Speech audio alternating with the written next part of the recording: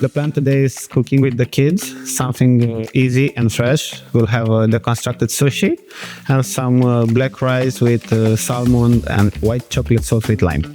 I think they are very brave and they like to experiment things, and they are always coming with something new. They are very open-minded and interested in new things and new tastes.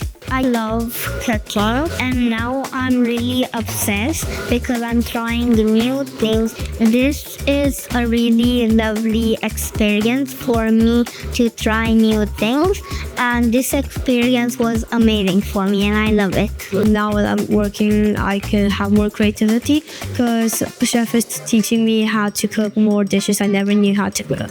Cooking is an essential part of developing confidence and independence, and it's such an essential life skill. They're going to use it all the time, whether they're cooking for their friends or for their family or for themselves. It also helps them to make healthier food choices. To work alongside Chef George is amazing because they're going to learn industry skills that they otherwise wouldn't have the opportunity to, and also to have more aspirations for their own future and what they can actually do with cooking should they decide to use it as a career. It's really good fun, and it's a great way to celebrate all of their achievements.